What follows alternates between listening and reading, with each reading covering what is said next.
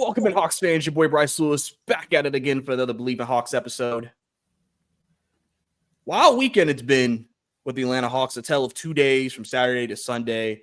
One loss, one win, but at the end of the day, the Hawks still in the play-in, clinch, confirmed. We know they're going to play an extra game than 82. It's talk about everything that's been going on. I'm bringing on my guy, A1 Forever. Yes, sir. Can't believe my Hawks right now. Hey, Chris, man, how you doing, man? Hey, man, every day is a great day, man. Can't complain. Breakfast, tastes better after a Hawks win, man. So glad we was able to take care of the Jazz. Tough slating against the Knicks, but we're here to talk about it. And, man, happy to be on with you, man. Yeah, man, appreciate you, man. Definitely taking time out, man, to come on, man. And like you mentioned, it was a tale of 2 days. We'll start with the more recent game. Utah.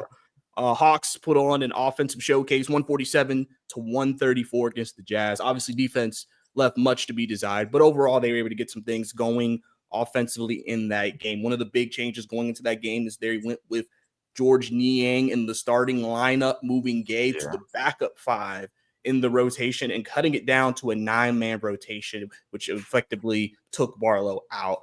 Overall, what are your impressions of the Utah game? What are your biggest takeaways?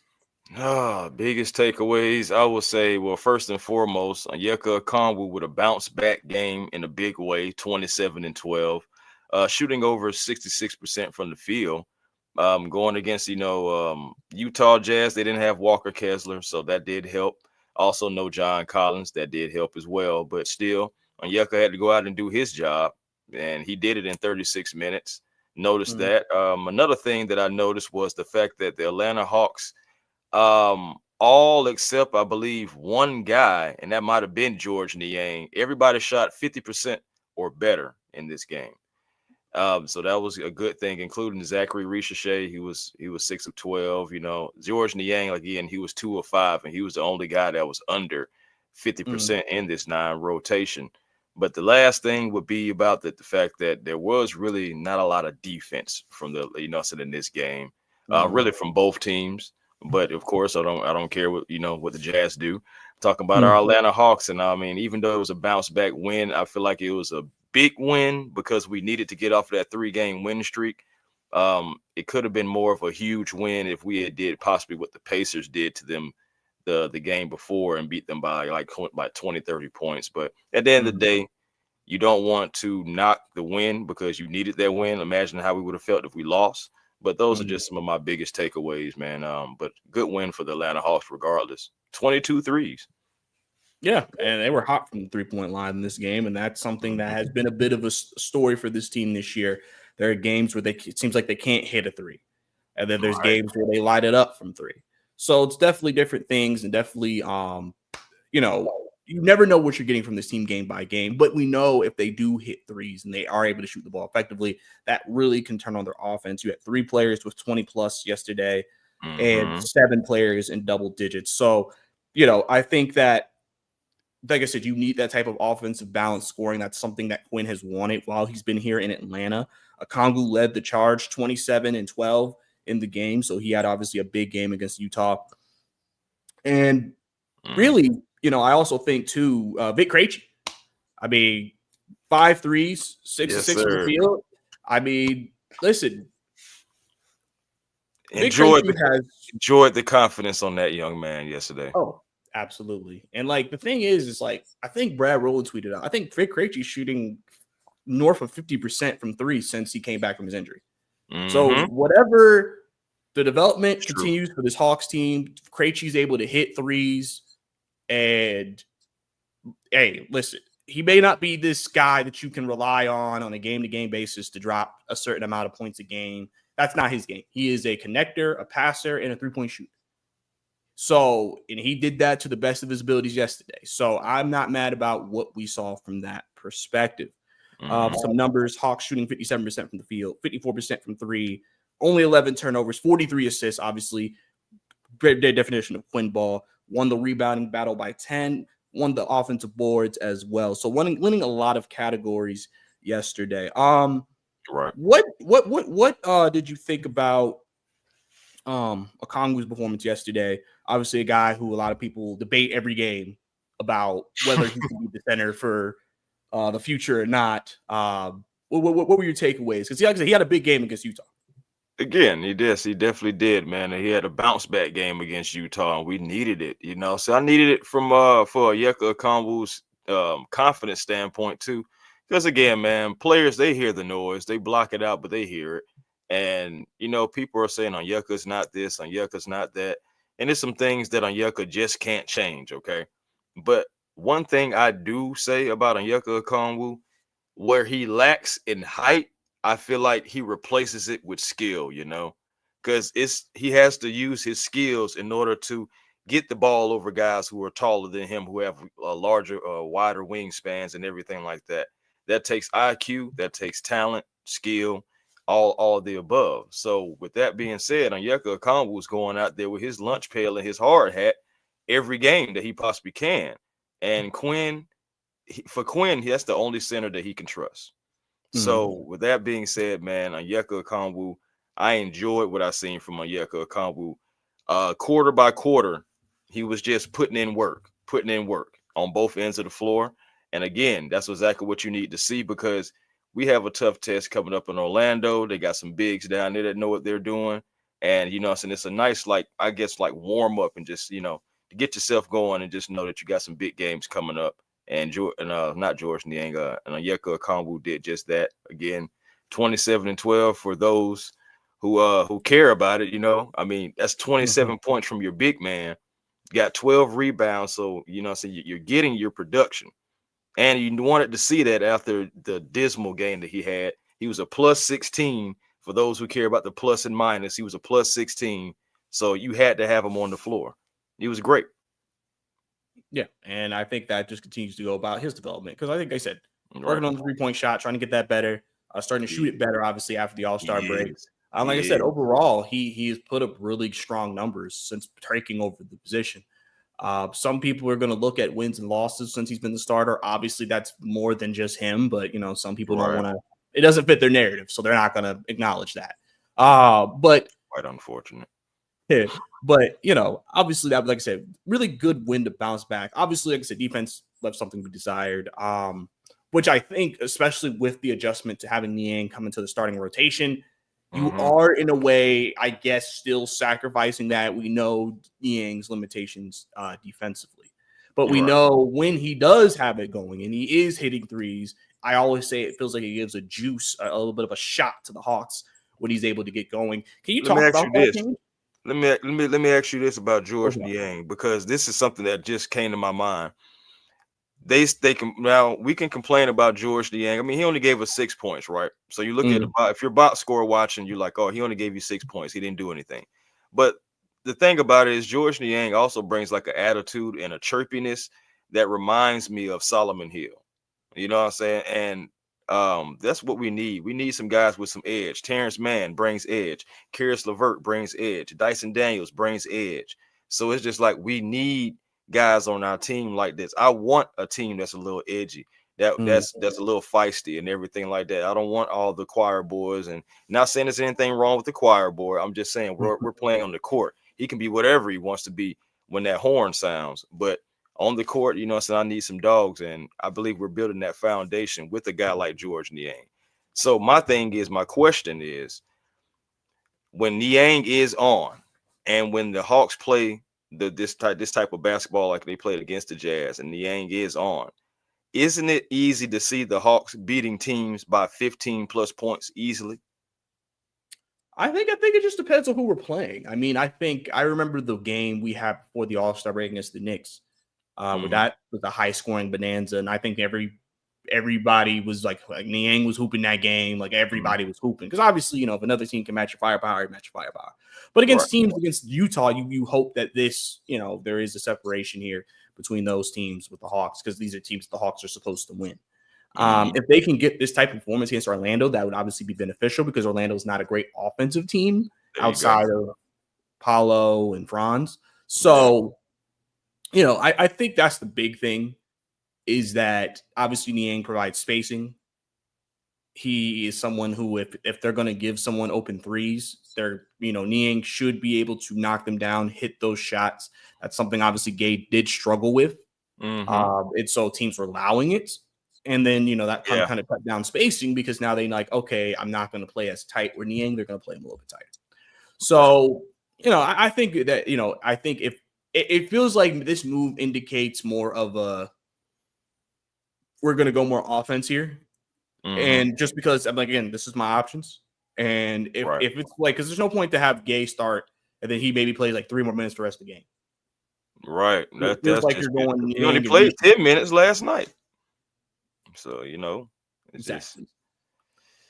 but again, it's just what Quinn has to work with. I did like the fact that he went with Moji, because honestly, for me, and we talked about this off the air, I think Moji is going to be at least an option. I'm not saying Barlow won't be, but I think it's going to be more up. It's going to be an uphill battle for him because I think Moji just has things that Barlow doesn't have, that doesn't possess. So of course, size, rebounding. Moji a challenge a shot too now. So he's not afraid to go up and challenge. Now, only thing for Moji, I just want him to gain a little bit more size. I think the skill is there. I think it's just coming along. College Park did his job once again. Shout out to the Skyhawks. I believe I seen that Plowden was up. He did not play, but I see that he is up. I do believe moving forward, Plowden, because I've been to a couple of College Park Skyhawks games. Plowden is on the way. Harris is on the way. We got some guys down there in College Park who can come up here on lesser contracts and produce for the Atlanta Hawks as well. So yeah, Moji is a testament of that. Yeah, definitely. And I think, and I always remember when Landry mentioned in this like thing he had earlier this year that Moji wasn't a part of the plan. He wasn't supposed to play for them, but obviously the Jalen Johnson injury changed that. And so, like I said, the big decision they have to make next year is Moji your backup 4 when Jalen comes back? I think that's the big question. Obviously, from a defensive and size standpoint, it would be a good move. Obviously, Jalen plays like 37 minutes a game. So what he's playing minutes wise right now would probably be around the same, really, except he'll just actually be coming off the bench. So that's something they have to determine. But like I said, they also have Niang under contract, so they got to decide if they do go in that direction. Do you move Niang? Or, some people, do you still even try to find another upgrade over both of those guys? So those are things that they have to explore for sure. One thing that I think a lot of people have been talking about really coming out of the Knicks game Saturday was the wing play. I think that game, a lot of people looked at the wings and thought, man, we're kind of where we were last year when we was just Sadiq Bey at one point. And or like Jalen and like Hunter, and that's it. Like you kind of just like, we don't like outside of Dyson and Zach, it's like, do we have wings we can trust? I've said that Levert, outside of last night, he had 21 last night. He's he hasn't been as, good in the last few games. And then respectfully, he still did give you 14 against the Knicks. Yeah, he's still giving you something. He's still giving you something. But that's better than nothing. You know what I'm saying? There's some guys you wouldn't get anything from. And I like Karis LeVert since he's come over for the Atlanta Hawks. I think he has added a different dimension. I think he can go get his own shot. So he has the moves to get to the rim. It's just, of course, you think about his health. I know he missed a couple of games, and he missed a couple of games. And remember, he was sick as well. He had an illness. He played a game while he was on the injury report with an illness, but he played that game. And that game, I ain't gonna lie, it was terrible. He played like he was sick. And since then, though, he's starting to kind of get back into that groove of scoring over 12 points per game, stuff like that. So, for me, I'm an advocate for Karis LeVert to be on this team again next year. Oh no, I'm in the same boat. I still think just because he's someone you can give like legitimately, you can take the ball out of Trey's hands and give it to him. Like that's something I think that's important. So I still think he would be nice. I've just I noticed that maybe the scoring punch that we would like to get from him in some of these games we haven't been able to get. Obviously Niang we've talked about can be up and down, and then Terrence Mann is very embattled here. But people either hate him or they love him. Yeah. So it's one of those things where. But Terrence is just doing his job, man. He the thing about it is Terrence has come out there. He's one of those players that just, hey, whatever you need, I'm with it. You need me to score, okay, I'll go after it. I say because I think Terrence Mann is one of the dare I say right now, I think when it comes to the mid range, I think that's just Terrence Mann's area. Like, so I think he's the best mid-range shooter next to maybe Karis LeVert. But I He think improved the honestly, like, 3-point corner shot too. yes, that corner three is his spot as well too. And again, you love him, you hate him because you want him to be. Well, some people want him to be a 15 points per game scorer, but it's just not enough basketball to go around. If anything, what can you do on the defensive end, and then can you use different opportunities like he has been doing to score at opportune times? So Terrence Mann is that utility player that you gotta have. Like I say, he brings some fight, he brings some effort, and I believe that he's only going to help make the Atlanta Hawks better. Yeah, and we talked about too before the show how with the wings and people even put Krejci in there. The role of all those players are different with Jalen out because Jalen is a guy who now, like with the way this team is currently constructed, they need those guys to play well for them to have a chance. Absolutely. They have to, or else we've seen that it's a struggle for them at times. Unless, Zach has a great game, Trey has a nuclear game, unless somebody just, has just strong games, right? But when Jalen comes back, their roles change because, now like, okay, we can now pigeonhole more of a role for you. It'd be like, we just need this with Jalen.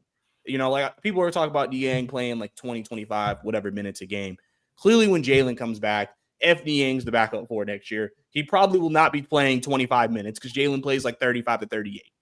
So, and Krejci is a guy who I'm curious to see where he lands next year with this roster. Because like I said, they have some decisions on the bench they got to decide, especially if they do sign Karis LeVert back. Right. So in the Karis LeVert experience is like you're gonna get him where he'll have 25 and he'll have 8 when that's just the Karis LeVert experience. Right. That's just what it is. Like, and when he's great, it's great. And when he's not, it's like, dang, but it's just part of it. Like, and like I always tell people too, these are bench players. They're not perfect. They're not stars, but we can't have stars on the bench. Like, and if they were like that, then trust me, they'll be in somebody's starting lineup right now, not coming off of our bench. Respectfully though. Exactly. Like, and there's nothing wrong with that. Everybody has a role. Like, he ain't said it. He said, I'm a role player. He know what it is. He ain't trying to make it seem like he's anything special. Right. So, Niang says, I am not back in Iowa. You know what I'm saying? It's just come on now. It's just like, he knows his role, but that's what I'm saying. You got to have guys that know their role, but also are okay with their role. It's like Niang is okay being the minivan, coming off the bench, talking a little smack, shooting threes, sticking his tongue out when he makes a couple, letting you know about it. Giving that edge. Niang is fine with that. And honestly, as long as he's productive and, helping the Hawks trend in the right way, I'm fine with that. And people also got to understand, Niang's one of the best shooters we got. Like, and that's something the Hawks desperately need is shooting. Like that's why they have to also play him so much because of that. Because Mo Gay isn't great offensively, and he hasn't been hitting threes. So even though the defense is a plus, teams could basically just allow Mo Gay to take threes, which now those are possessions that could maybe have ended up in someone else's hands. Makes him an offensive liability. See how, what I'm saying? Everybody talks about guys on the defensive end who are defensive liabilities, but you is such thing as an offensive liability too.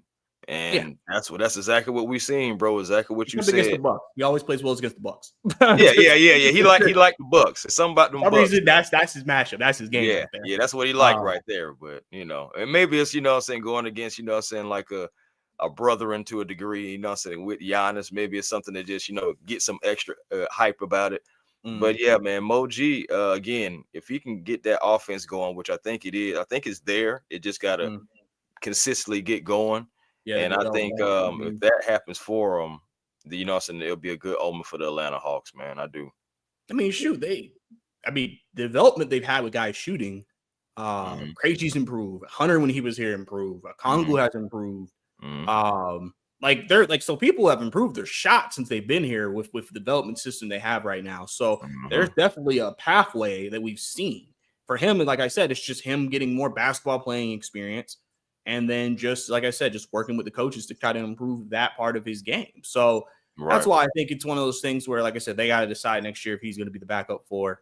And honestly, if the Hawks were able to get through playing first game, let's say they stay 7-8, they win the game, I would be curious to see what they do against Boston, just because that could be a series Mo Gay could be more effective in, maybe because of matchups. But the issue is with Quinn, and this is just the truth, when Mo G has one of those just bad stretches where he's like -10 in like 5 minutes. Yeah.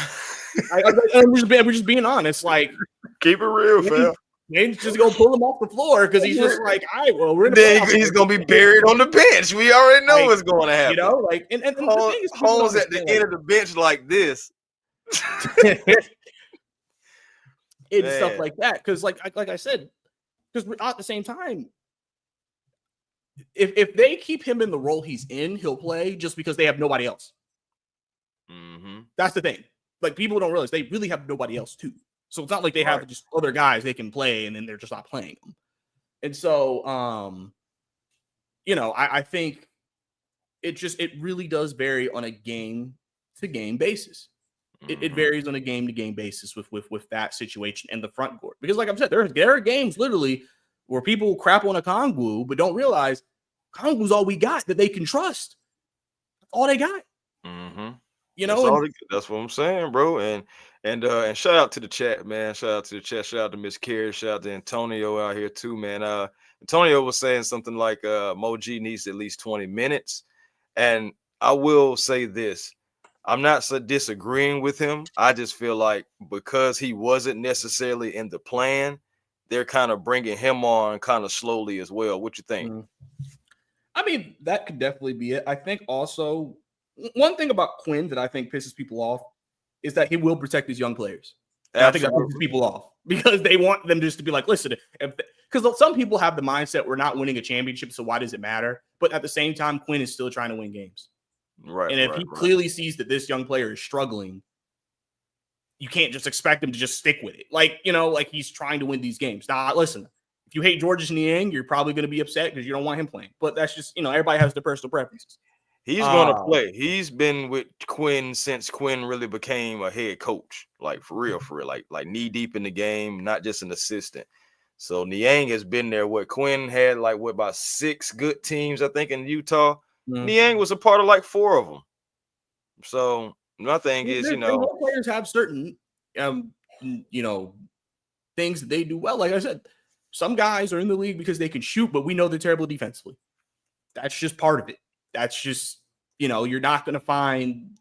It's hard unless you're able to have a type of system, which you see what they're trying to build with a lot of these two-way wings that they have. Mm-hmm. But I mean, I think, listen, Mo Gay is also getting more time than he's ever had in an NBA season.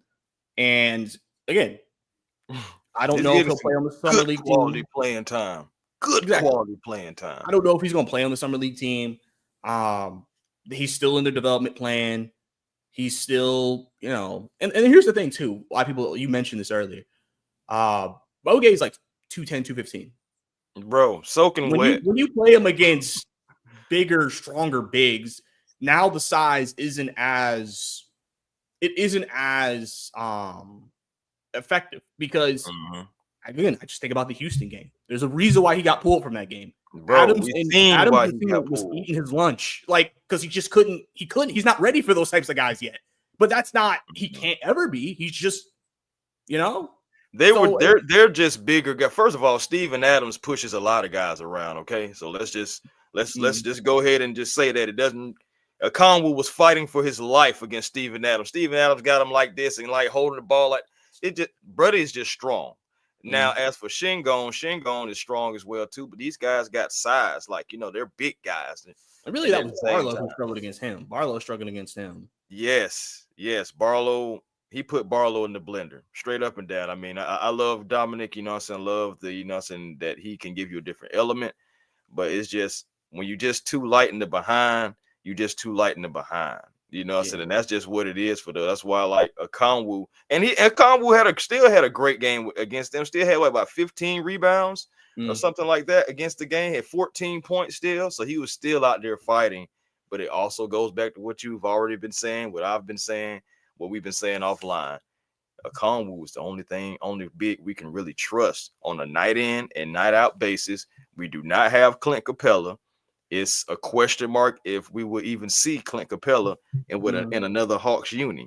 So it's just like, what do you want us to do? It's like, what do you want us to do? Because I've been through this in my head. I know you've been through it in your head too, Bryce. And it's just like you're trying to come up with scenarios and situations to cure things. And then you get down to it and you like, it's just freaking personnel, dog. Like, it's the personnel that we have. And the team is the team. You know, so it's hard, bro. It's hard. Is the team, like you said. Like it's one of those things where it's like you work what you got, you make it work. And also, I mean, listen, the Hawks winning against Utah, they surpassed the win total they were projected by a lot of people for the year. So, in a way, they had a better record than they had last year. They have a better record than people predicted them to have this year. And like I said, you could potentially at best be a 7th seed in the Eastern Conference playoffs. And you still do have a chance to win 40 games this year.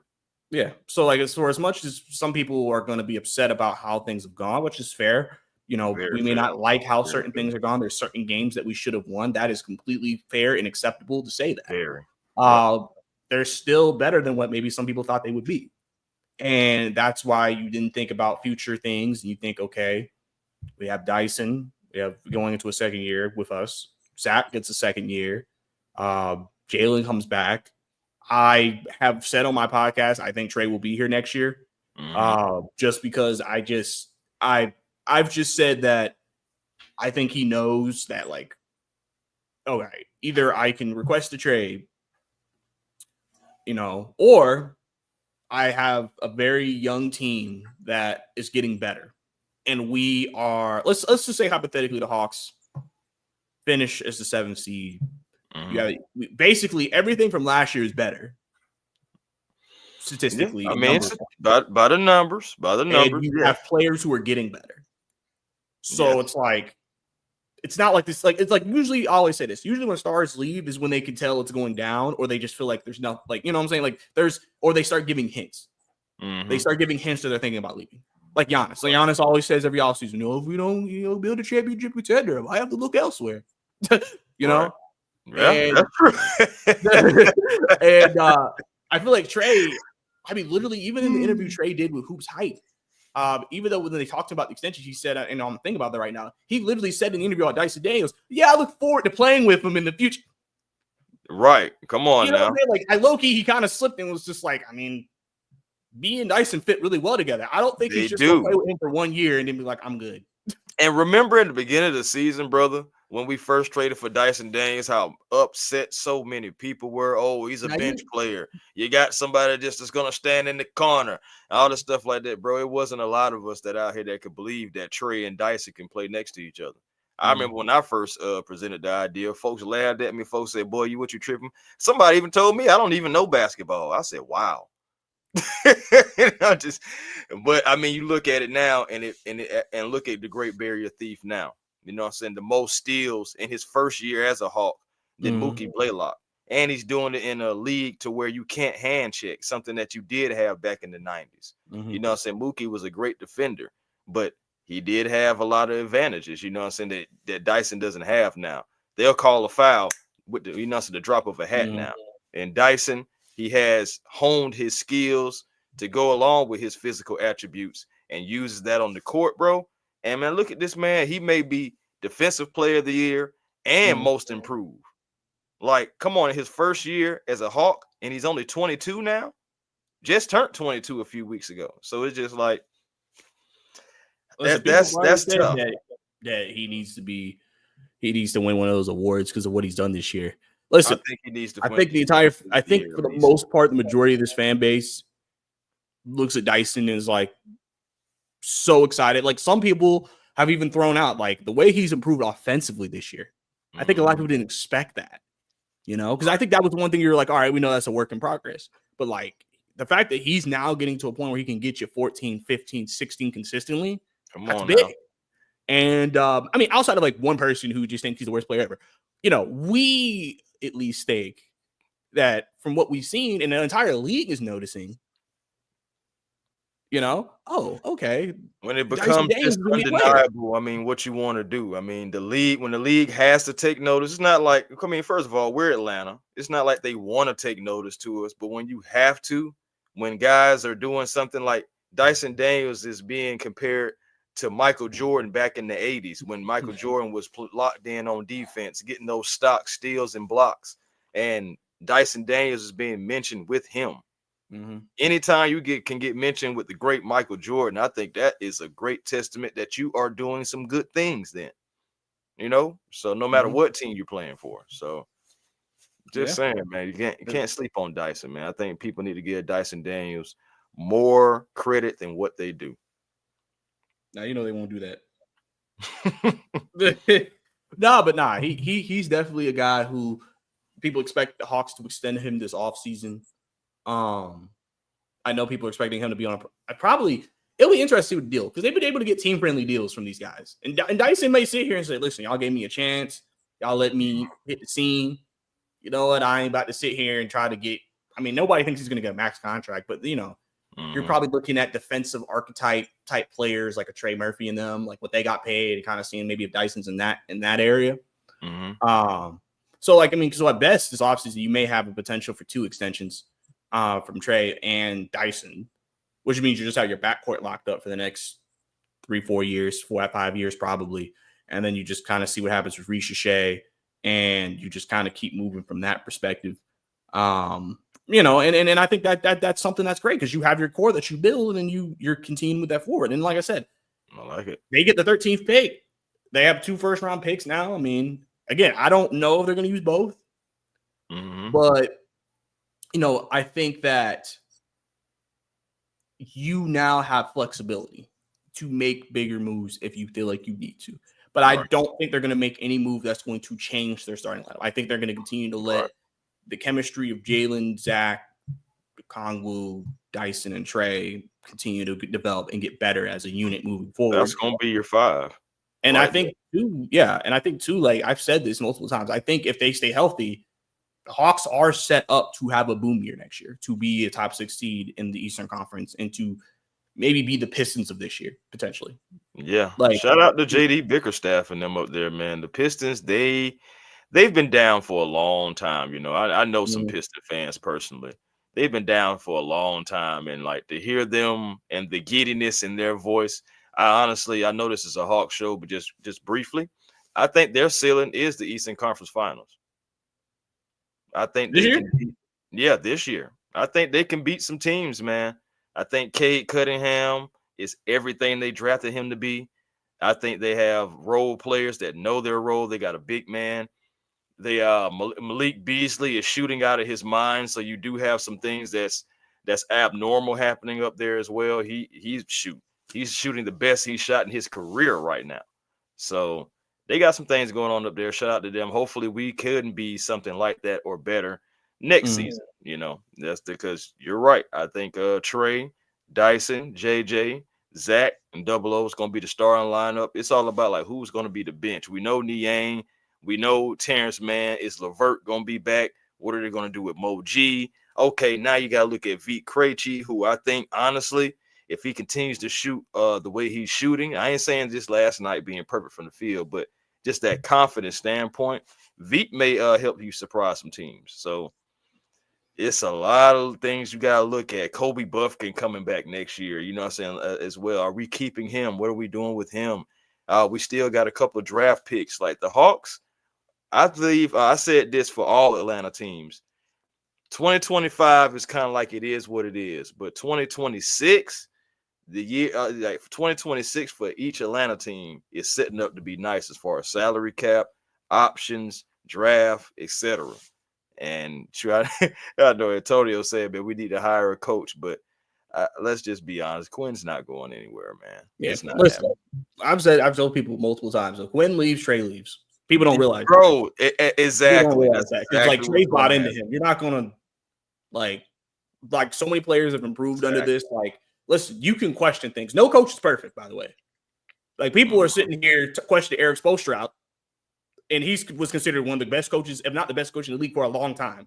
Like like people don't understand. Like no coach is perfect. It's different when you just have the better team. Like okay, they're better. Right. Like they should win.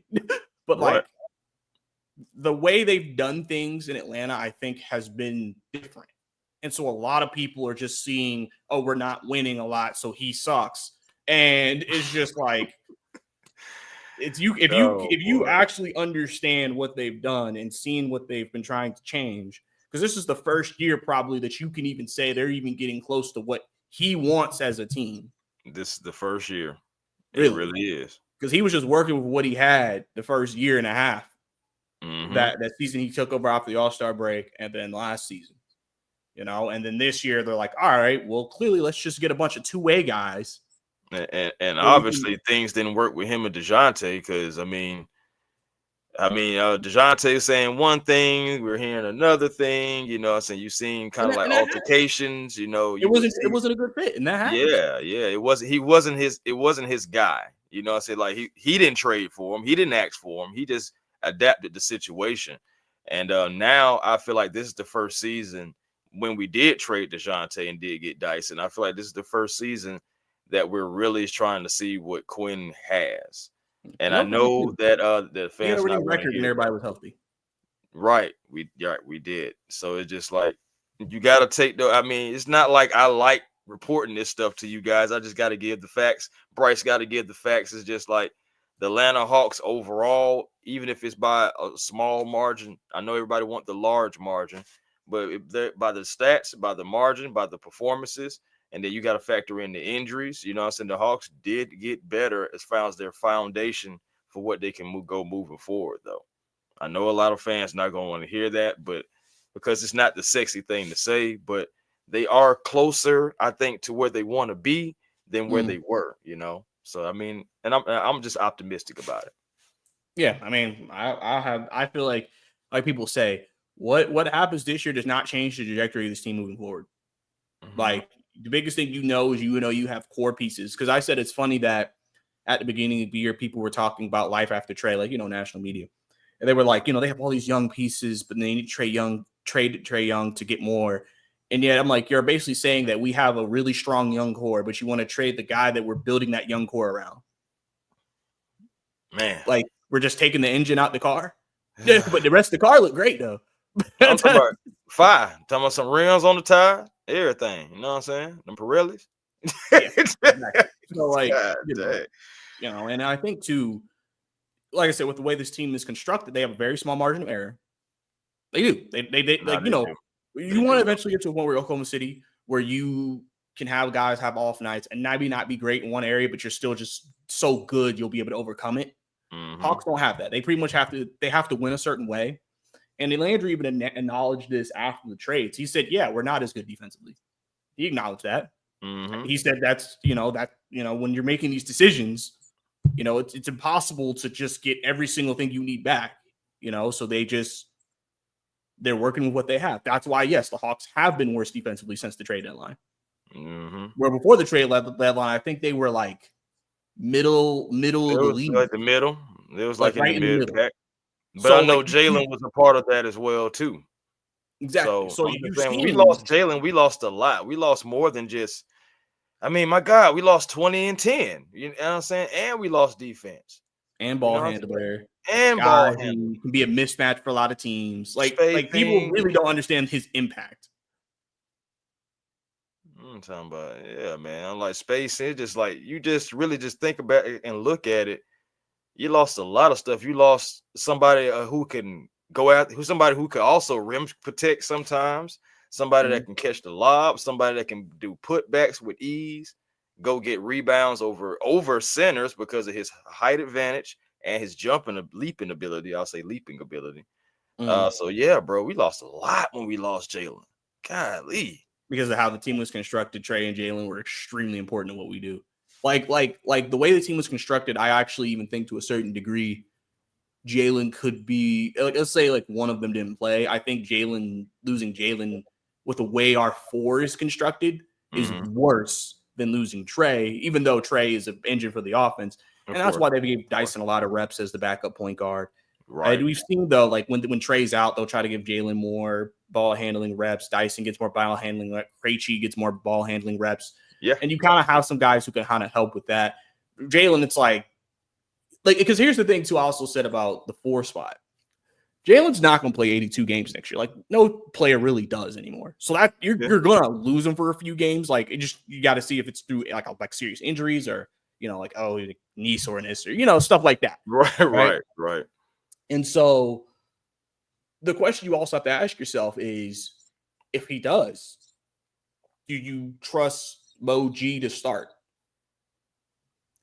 And that's where I think the 4 position is actually more of a bigger question than people think. Because if you don't and you trade Niang, are we? Is it Zach? Are we Zacking at the 4? And then maybe and that's the thing they have to determine. That's why everybody said so center like before after Jalen.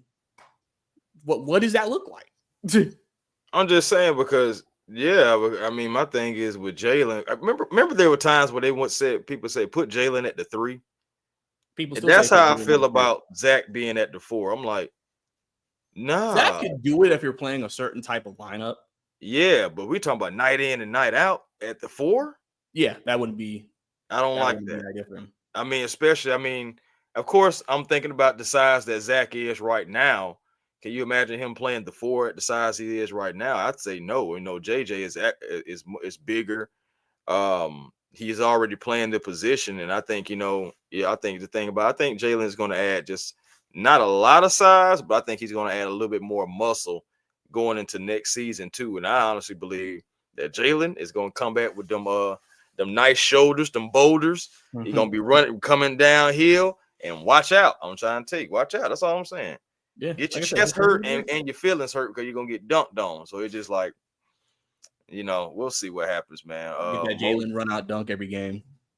Hey, the thing is, he was already heading that way, man. It was one game earlier in the season where I think his first 10 points were all dunks.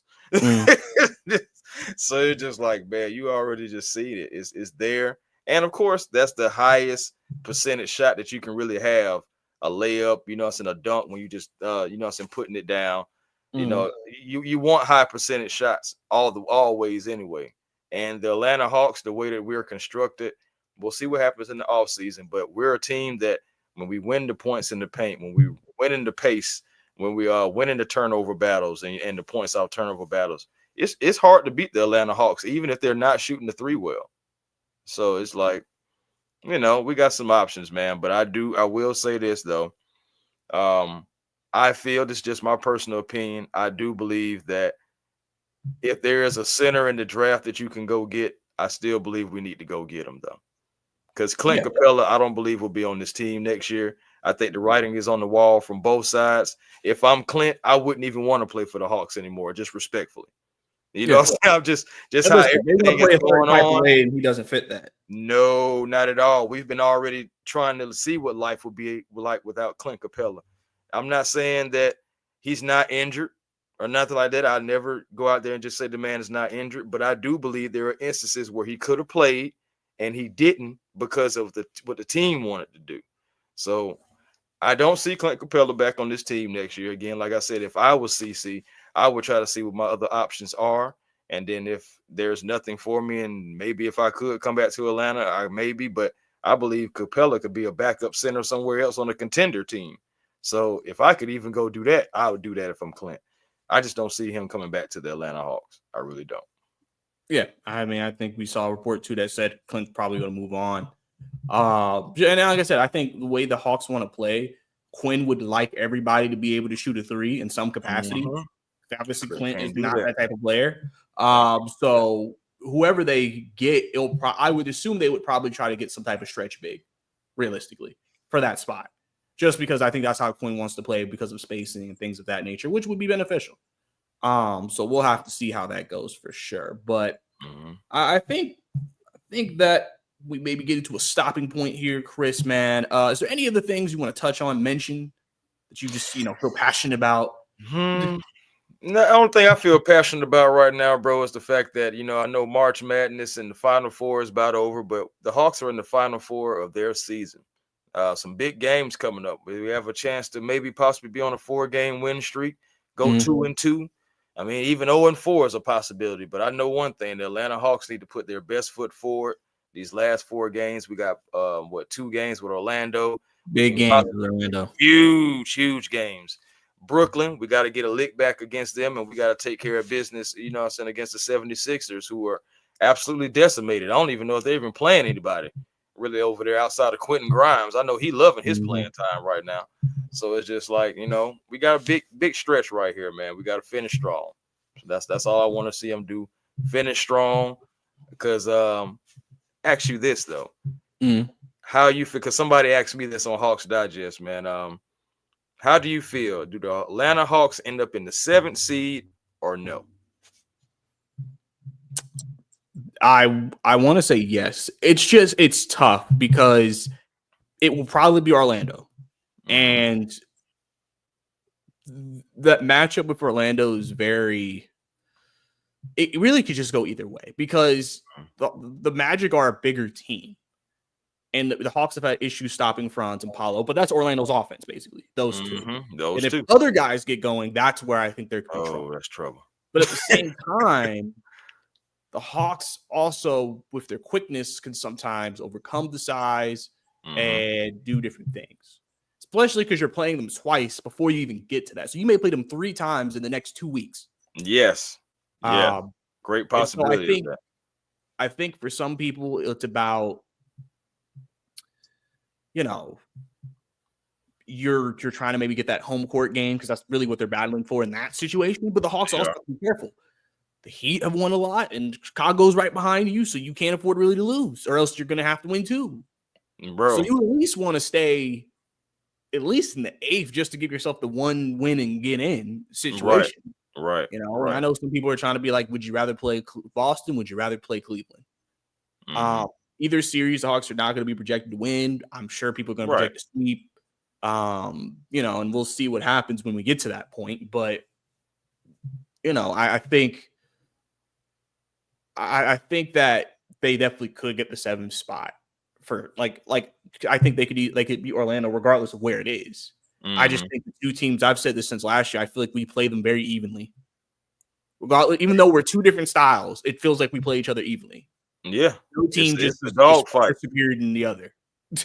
It's a dog fight when we play Magic, man. At least this season, it definitely has been. It's just like it's who's going to have the right jab, who's going to have the right cross, at the right timing, and to deliver those blows. But yeah, we battle those guys. Man, it's tough because you look at the remaining teams. I think as far as pace goes, nobody wants to run up and down the floor with the Hawks. And they've increased pace the last few games. You can see the Hawks are trying to really play faster. Right. And and the fact that we have guys with some good cardio on our team is good, So we are trying to play faster. I don't believe no one can keep up with our pace that's left, And then I think we're going to end up, if we don't end up the 7th seed, bro, I think we're going to somehow, some way end up in Cleveland, game 1, for the first round. And that would be a very intriguing matchup, just considering the fact we made a trade and then here we are now. Hello again, Dre. It's just like, for them, LeVert and Niang, coming back to Cleveland. So it's going to be some emotions there for both sides. But I think it'll be some really good basketball. And then again, you can see what they would want to do with Mo G, see if Barlow would get some time. I think, honestly, Quinn may go with possibly like a 9-man rotation, probably like in the playoffs. He probably will. I don't think Barlow's playing in the postseason. I'm being honest. Yeah, I don't think so either, man. I think it's going to be a 9-man rotation. It'll be interesting to see really if Moji gets any time, because you think about even with the 9-man rotation, I expect Vit Krejci to be in that 9-man rotation. I mean, they have to give Okongwu some blows, so they're going to have to play one of them. Right. Yeah, they're gonna have to. Yeah, they're gonna have to play. Yeah, that's what I'm saying. They have to play. Well, it's just they may limit how Okongwu may be getting ready to play 38 a game, basically. So with that being said, we may have a 10-man then, bro. Because you think about it. Okay, off the bench, are you gonna really You keep Niang, Man, or Levert off this playoff team, I and mean, then they're you all think going about it. They'll say they're all going to be on it. Then you got Moji, and then it's somebody else I'm forgetting about. Okay, Barlow, that would be 10. Who am I thinking about? Okay, so there most likely would be no Keaton Wallace. Most likely no Keaton Wallace. Of course, no Plowden. Why do I feel like I'm missing somebody else? Man, because right is now that for the it bench, for real? yeah. I mean, after the bunch, all we play is Krejci, Levert, Levert. Man, Niang, and then one of the bigs. If we're gonna go 9. Yeah, okay. So yeah, well, that's what I'm saying. So yeah, man, just regardless though, it's still slim pickings. You Yeah. know, you know. So we're gonna see, bro. But great show, bro. Love doing shows with you. You know what I'm saying? And shout out to the chat as well. Shout out to Antonio in the chat. I know Miss Carrie came through. T Will, shout out to T Will, one of the hardest man on YouTube. He was at work, came through as well, man. Thank y'all. We love when y'all come in and have the conversation with us. Yeah, definitely, man. Appreciate all y'all tuning in for another episode of Believe in Hawks. Of course, Chris, let people know where they can find you before we go. Hey man, A1 Forever Sports, you know what I'm saying? That's my original platform on YouTube. Please come over, like, comment, and subscribe, man. Be generational because it's always time to be, and don't you settle for less because you always can have more with a vision. And also, man, catch your boy over at the Hawks Digest as well, man. Just dropped the video late last night. It was supposed to be dropped much sooner, but YouTube and the weather and all that stuff like that, you know, internet ain't got no brain. So it did drop a little late, but hopefully you guys can go over there and check that out as I gave my thoughts about the Utah Jazz game. You know, similar thoughts like here on Believe in Hawks with Bryce, but you can always catch me over there as well too, man. Thank you guys for tuning in. Thank you, Bryce, for having me, man. Yes, sir. Appreciate you, man, coming on. Obviously, guys, y'all know where you can find me. Brycey_2K on X or Twitter, whatever you call it. Go ahead if you enjoyed this episode, subscribe to the channel, like the video, leave a comment about anything we talked about in this episode. Audio listeners, same thing. Leave a rating, leave a review. Tell your friends about Believe in Hawks. They can listen to this anywhere, any podcast platform, cleaning your home, work, lunch, whatever you need, man. Believe in Hawks is there for you guys. So, like I said, I appreciate y'all tuning in for another episode. That's Chris. I'm Bryce. See you next time. Sir.